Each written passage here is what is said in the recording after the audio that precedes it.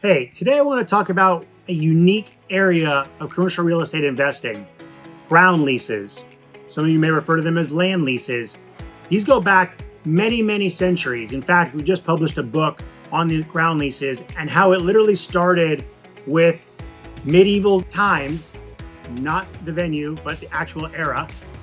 And if you think back to like Europe or England particularly, you'd have this feudal system, kind of little royalty pockets all over the place, and the royalty owned the land.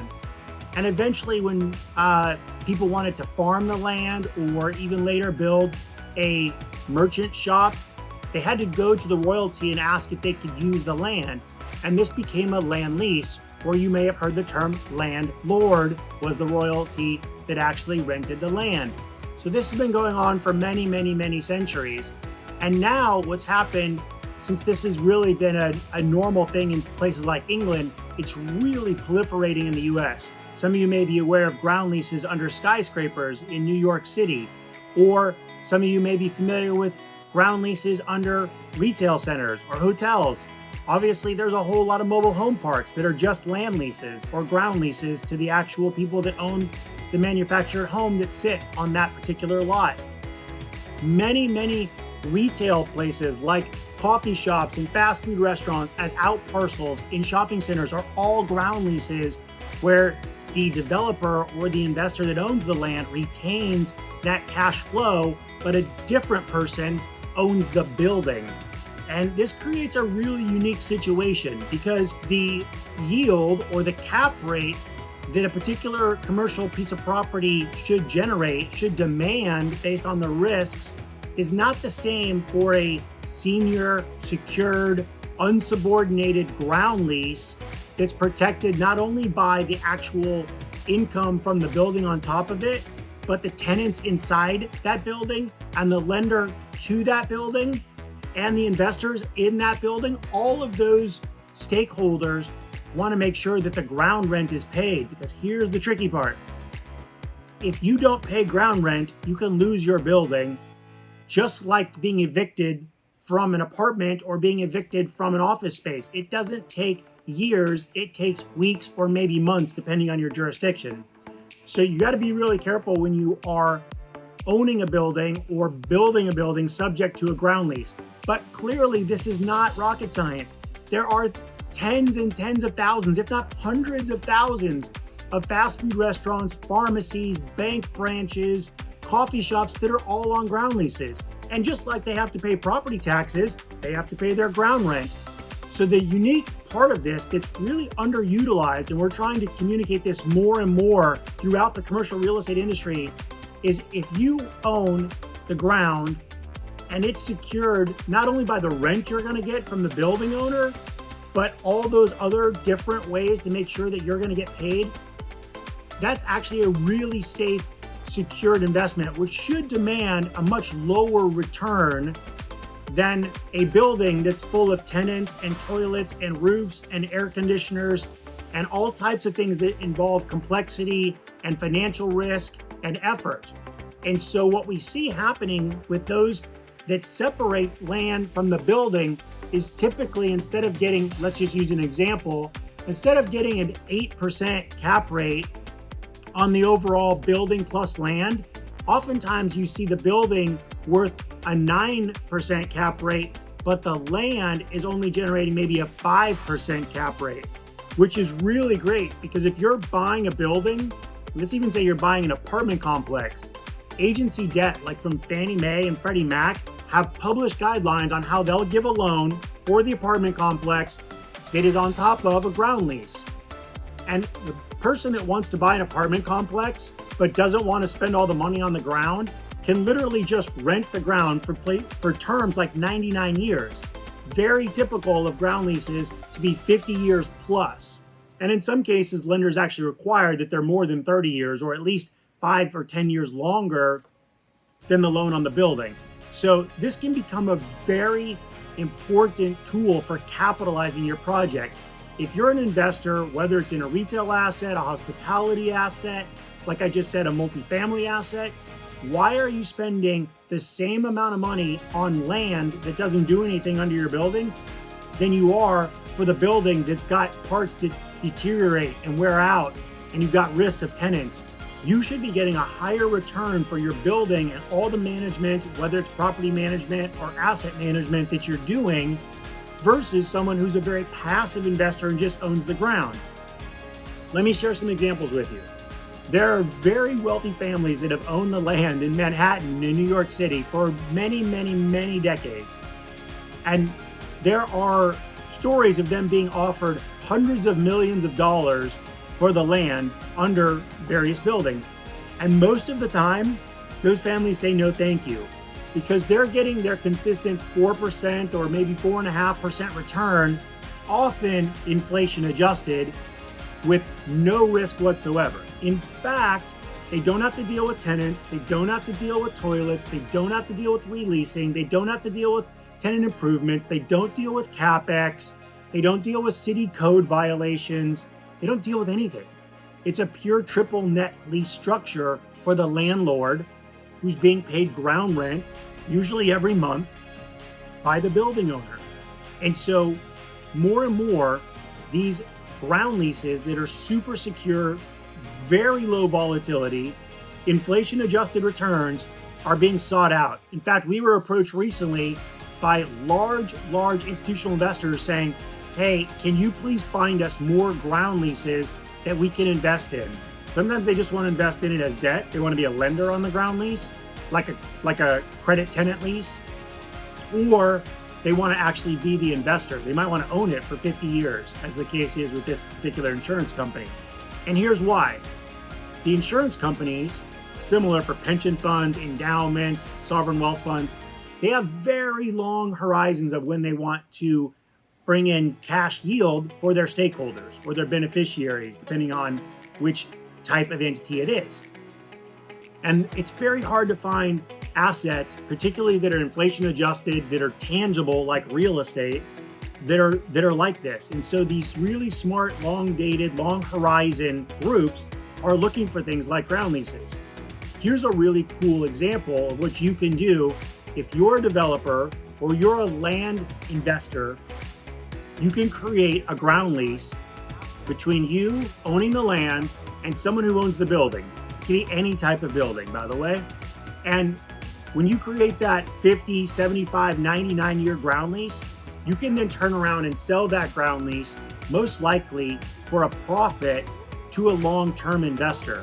And guess what? The person who's putting a building on that ground lease, they're super happy because they actually had to put less capital in the deal. They now get to depreciate under current tax code in the US 100% of their investment. Normally, they're only depreciating 75 or 80% because land is not depreciable under current US tax code. So now people are even coming in and saying in 1031 exchanges, hey, I want to buy a building that's on a ground lease so I can depreciate my entire investment and not waste 20 or 25% being non-depreciable in the land. So there's this growing market of large investors. In fact, there's a publicly traded REIT that just specializes in ground leases, and they trade every day on the New York Stock Exchange. You can track their dividend, you can track how they buy assets. They own about 150 individual ground leases, mostly Class A, core in really fine markets like New York City, San Francisco, Chicago, LA, Miami, places like that. But you can literally do this on an individual parcel in a small shopping center. We've seen this with fast food restaurants. We see it a lot with bank branches. We see it with pharmacies. We're seeing it more and more where people are saying, hey, I just want to operate the building because that's my business. I don't really care about the land, and I don't want to spend hundreds of thousands or millions of dollars to buy the ground that's just going to sit there. I'd rather spend a few $100s or a few $1,000s renting the ground for decades. And so you get this risk-adjusted return where someone will invest in the land, get a low return, and a different party will invest in the building and get a higher return, which just makes sense. When you think about all the investments out there, what's the number one thing we learn? Risk-reward trade-offs. So why in the world would we as an investor in commercial real estate overpay someone to own the ground 8 or 9%, that's a cap rate equivalent, when we could really pay them 4.5 or 5, maybe 5.5. And so it just makes a lot more sense for people to use ground leases. Now, you, of course, as I said, is the case with agency debt like Fannie and Freddie, want to make sure you can still get what's called a leasehold loan or a leasehold mortgage on your building. And not every small bank or every lender out there is familiar with ground leases. So some lenders will say, look, we just don't lend on ground leases because we don't understand them. We don't know what they are. And that's fine, because there are thousands and thousands of other lenders. CMBS lenders, life insurance company lenders, again, Fannie Mae and Freddie Mac. All of those lenders are very happy to provide a leasehold loan on your building. Same typical underwriting criteria: loan to value, debt service coverage ratio, or debt yield. They're looking for the same type of lender covenants. So it's not going to change much, but if you become educated as an investor of understanding ground leases, you can either benefit and profit from creating the ground lease, or you can benefit by not overpaying for your building because you have someone else invest in the ground. In fact, we've had people reach out to us and say, look, Jim, we want to buy this asset, but we don't want to pay for the land. Will you partner with us when we purchase the property? This happens with industrial buildings. This happens with solar farms, happens with hotels, happens with retail centers, happens with all types of facilities, including research and development, biotech buildings, cold storage. There's literally no end to where you can use ground leases. And so we said in this case, sure, we'll buy the ground simultaneously to you buying the building. You operate it, you deal with the tenants, you deal with the maintenance and all the stuff of the building, and we'll just take a monthly check and we'll pass that on to our investors at a much lower return. So everybody kind of wins in those structures because the investor in the building dealing with their tenants, they didn't have to invest near as much money in the property and they're getting a higher return. Our institutional investors are really happy because they're really secured by the fact that they're going to get paid consistently and reliably for decades to come. So I would highly advise that you look at ground leases as part of your capital structure. It's no longer enough to just say, hey, we've got a senior loan and we've got preferred equity, and me as the sponsor will put in a little bit of equity on top of that in the most risky position. Especially in the last few years, we've seen a lot more people have to get creative with their capital stack in commercial real estate investing. So it may be a lower first mortgage on a lower loan to value, might be mezzanine debt or subordinated debt, it might be preferred equity, then there might be some common equity, and then you might put in some sponsor equity. But there's even private credit being sliced in there in what's called tranches of capital, and there's C-PACE financing. There's obviously, as we've been talking about, ground leases. There's many, many different layers, or in industry jargon, tranches of debt and equity that you can put into your capital structure. So why not put in the least expensive capital in the form of ground leases? Again, anyone can do this. We're super happy. If you want to reach out to us, we'll give you some guidelines. Of course, you can buy our book that's just coming out on Amazon and on Audible, written by me and my team that certainly supports me. Our great service providers like title companies, insurance agents, all types of people we have in our ecosystem that are familiar with how ground leases work in commercial real estate investing. So if you need a lender, you need a title company that understands it, you need an insurance company that understands it, please reach out to us. We're super happy to share these resources. We think this is one of the easiest ways to really align in the commercial real estate investing industry, risk and reward. So wherever you're at in the capital stack, whether you're a sponsor putting together the full deal, or you're an investor coming in and wanting to know where you're at in the risk exposure scenarios, you should really be looking at this as one of the pieces of capital that can help make your deal overall better from a risk-adjusted perspective. There's even white papers we've produced, and certainly on our LinkedIn channel and places like that, you can find out more. But I highly encourage you to get aware and then start to utilize this tool of ground leases, because it can make everyone a lot more money, taking a lot less risk. If you like this episode and more tips like it to fill your inbox whenever you check YouTube, please subscribe, the button below, and we'll be able to get you more and more content. The more subscribers we get, the more content we're able to provide. So thanks for listening today. Please go ahead and hit that subscribe button. We'll send you more content soon enough. Bye for now.